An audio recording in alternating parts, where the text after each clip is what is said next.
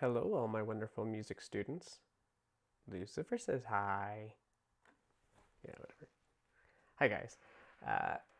This video is here to see if I can help you guys out with Chapter 23's intermediate section. For those of you who have already done Chapter 23's beginning section, this is the next section that comes after it. There's only a couple of drills in it, but there's a lot of stuff in it, a lot of terminology, and understanding the terminology will help you understand how the music is directing you to play it, as well as how you can direct a person who is playing your original compositions or transcriptions.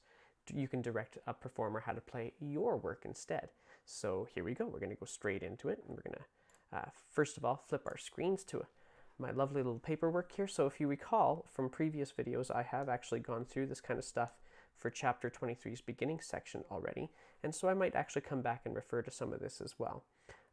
The first one I'm going to get to is kind of all of the words that kind of go betweens. So there's lots of terms that you'll see that kind of go in between the main ones, like con, alla, pu, things like that. Those little itty bitty words that if you don't necessarily know what they mean, you can accidentally make the wrong interpretation. And so that's what we're going to start off with. So the first one we're going to get into is one that you've already seen before, and that is con. So con, you might actually see it in a couple of different ways. You might see it as con or col, depending on which language it's coming from. If it's Latin, then it's going to be one. If it's Italian, it'd be a slightly different thing. Cola, col, all of those are going to be the same phrase. They all mean the word with. Most oftentimes you'll see that phrase, or the word con, followed by something like moso, so con moso, with motion, something along those lines. So every time you see the word con, it's like trying to describe something you're doing at the same time as something else. So allegro con moso, lively with motion, or something to that effect. Another one you're going to see oftentimes, a couple of different ways of saying it, is going to be the word much. And there's a couple of different words that we can oftentimes use for the word much. One of them is assai. So that's not a common one. More often than not, you're actually going to see this one instead. It's molto. Both of those guys mean much. And molto you'll see very regularly. It kind of makes a little bit of sense. Just even the word sounds like it's going to be a big thing. Assai is a little bit different. It's tougher to kind of connect with. So that might be one you would have to actually memorize. Another word that we're going to see on a regular basis is alla. For those of you who are familiar with French or Spanish, oftentimes when you see the phrase a, la, two different words, then you're kind of seeing it's going to be like the something or other. And so in this case, it's not any different with alla. Alla, it means strictly in the manner of, or in the style of. Most oftentimes you see the word alla as it followed by the word breve, which is to say brief, alla breve, which is a fancy schmancy way of saying cut time, in the style of brevity, or in the style of being brief, cut time. Okay, so that's when you're going to see alla most often, although you will see it in other situations as well. Ben. That one is well. It's not a person's name. It means the word well. So you may have heard it's kind of an Italian phrase. I think it goes molto bene. It means much well or very well. The same kind of idea. So if you think of the word ben or bene, then it's going to mean well or good or something to that effect. This one you'll see on a couple of occasions. It usually joins two different ideas. A. So this is what you would use in the word to replace the word and in English. Okay. There we go. Slide a little bit further down. There's a whole bunch in here, so we're going to try and get through them simply and easily. Next one here is going to be, we're going to go with this one, ma, which simply means but. So as an example, you might see the word ma in the middle of a phrase like allegro ma non troppo, meaning quickly and lively, but not too fast, or something along those lines. So ma means but. So then we're going to get into seeing as we have that phrase, we may as well use another one that says not, which was going to be no or non.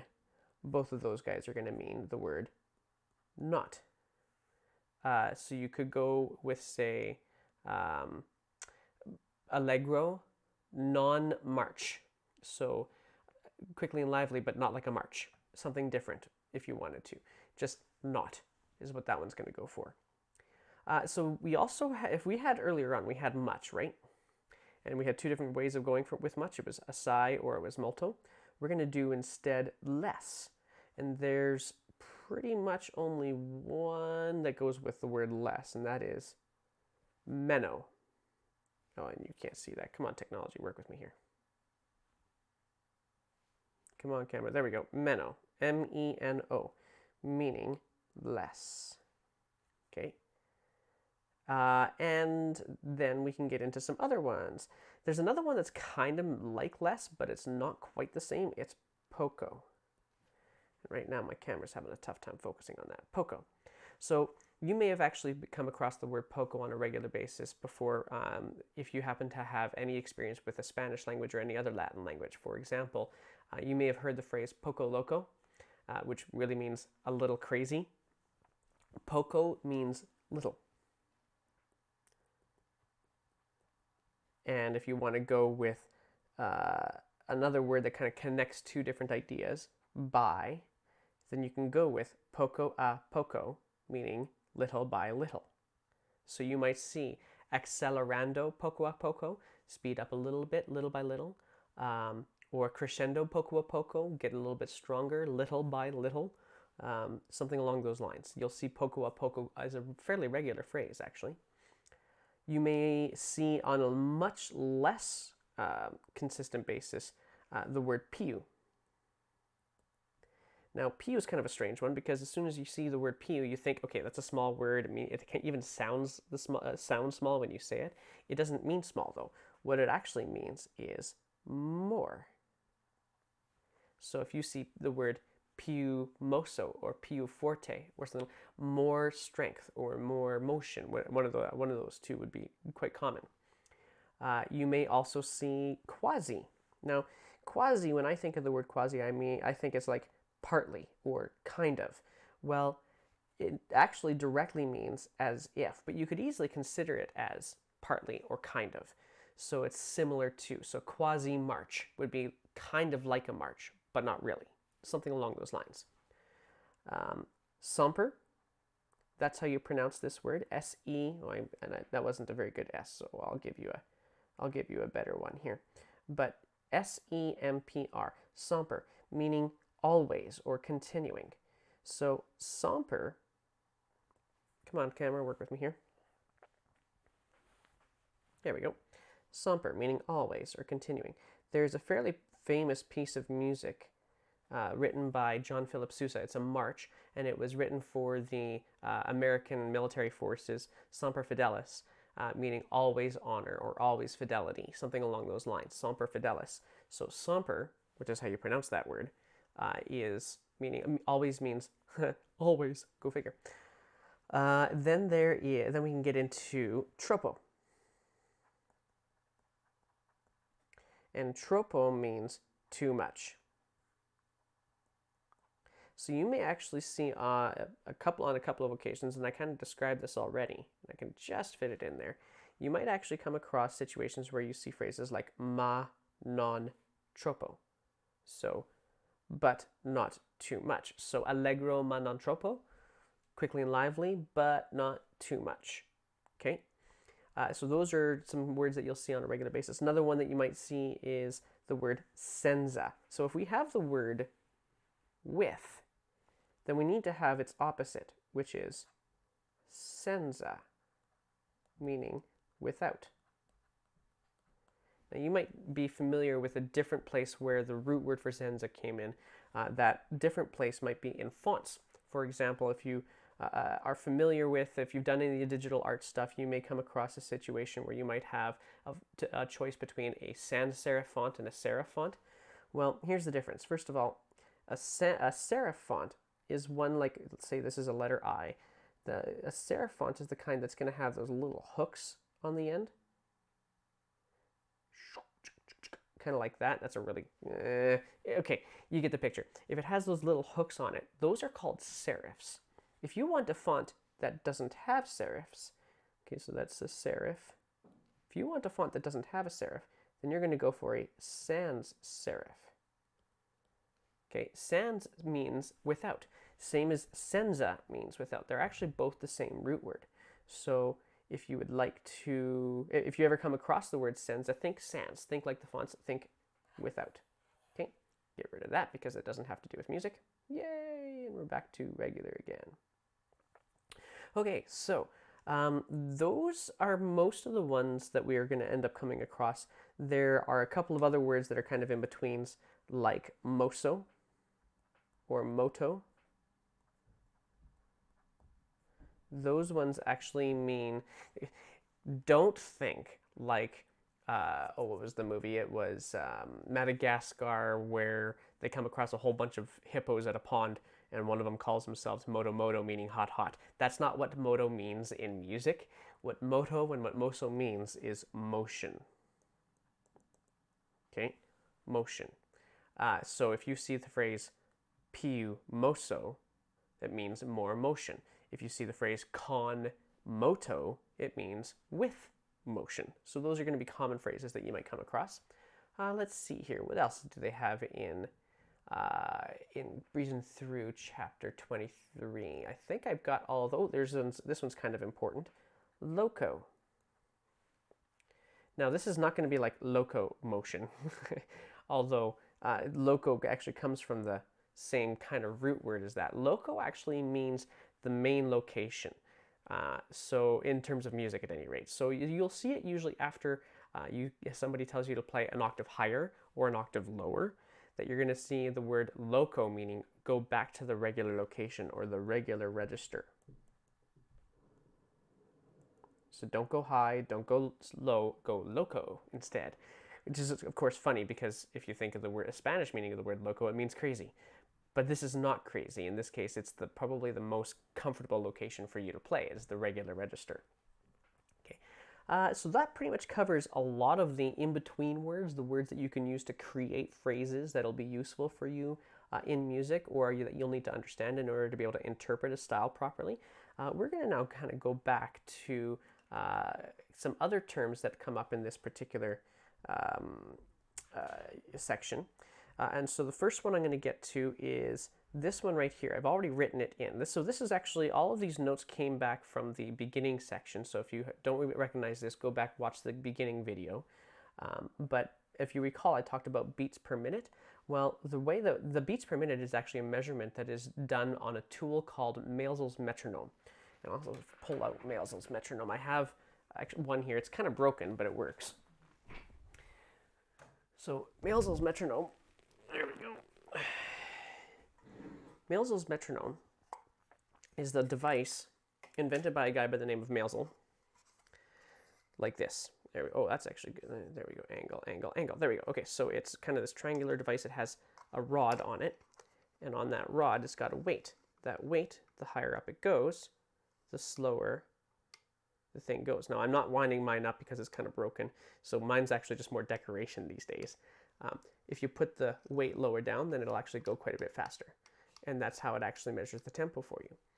Now we have digital metronomes, which is entirely different, but this is the one, or the original or most commonly designed one that helps to keep track of how fast a piece of music is going. So they've actually set the beats per minute up to match this particular device. And this particular, so every once in a while you'll actually see it written. You can see it on the page there as mm quarter note equals 120. What that means is get Maelzel's metronome and know that every quarter note is going to be moving at 120 beats a minute. And you know from previous sessions that 120 beats a minute, that's a little bit faster than moderato, a little bit slower than allegro. Maybe sometimes allegro is actually used there. So that's what MM stands for. It doesn't mean metronome marking. It means Maelzel's metronome. Go get that thing. Every digital metronome we have has been based off of Maelzel. So you can use your digital metronome and it'll still do the same thing. So we have a lot of the terms that kind of tell you how fast a piece is going. We've got a couple more that come up in the intermediate section of Breezin Thru. One of them is deathly slow. So deathly slow, they actually call it grave or grave. So it's deathly slow. It's around 40 beats a minute. It's super slow. And that also kind of goes as a style marking. It's going to feel very deadly. Another one that comes up quite regularly is one called Vivace. Now, it's not completely dissimilar to Allegro. It actually still means with life as well. So lively, living, but living at a faster tempo. So like with joy almost. What are some of the rest of the words that we have tend to do with how you can change the tempo. Actually, these are not the rest of them, but many of the other words we have to deal with changing the tempo. So we already have some, including ritardando, rallentando, tempo primo. Primo is going to come back in chapter 23's advanced section, by the way, just as a heads up. But we have ways that we can change the tempo in different directions too. For example, we can deal with accelerando, which means to accelerate the tempo. You might see it written as accel for short.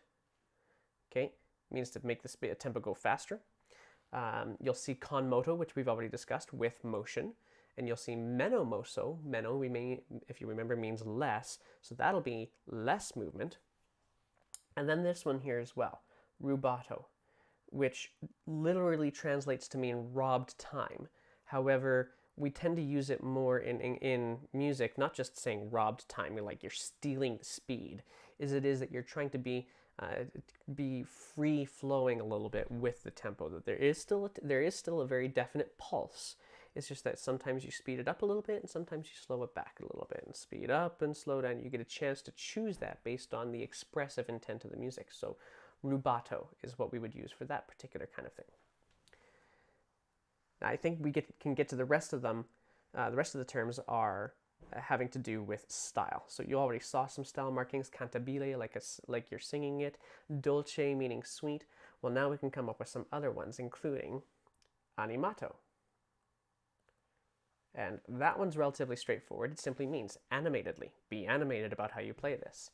It usually means that all your articulations are going to be really strong and precise. Brillante is another one that might have a similar effect, meaning it simply means brilliant. There's also brio, which doesn't quite mean the same thing as brillante, although they're very closely related to each other. Brio actually means particularly spirit. So oftentimes you'll see the phrase con brio, so with spirit. You'll also see con expressione, which means with expression. And if you recall, we actually have the VO or the TO ending, or beforehand we had isimo, meaning very. Well, if you have just a basic O ending, it can be a TO, a VO, or an SO. Usually that O ending is going to simply be like the same thing in English as an LY ending, or in French as a MENT ending. It just simply is describing how you're doing an action. So if we go with espressivo, we're saying expressively as your ending instead there, okay? And then I think we only have one last term, and it doesn't really fit into any of these other categories, but is still relatively important, and that is leggiero. I don't know why that clicked at me, but it did. Leggiero. And leggiero means lightly. It's the only one of the words out of chapter 23's intermediate section that isn't straightforward. So leggiero meaning lightly. And that pretty much covers all the terms from chapter 23's intermediate section. Hopefully that was helpful to you. So if you have any questions, you can always fire off an email to me, or you can check it out on Breezin Thru's online version. If you remember, the lesson set is available there first. The part that you actually need to worry about, that was the wrong screen. The part that you actually need to worry about is the Mad Dash drills. That's where you actually get your marks from. And if you don't want to do it online, you don't have to. Instead, you can actually pull out the PDF of the worksheets that I've produced for you that line up exactly the same. And so you can either do it online or you can do it on the paper. It's up to you. Regardless, you'll still need to go back into the Google Classroom once you're all said and done, and mark that assignment as actually completed after you've got it all uploaded or completed. That pretty much covers it. Now I can actually click this button. You guys have a wonderful day.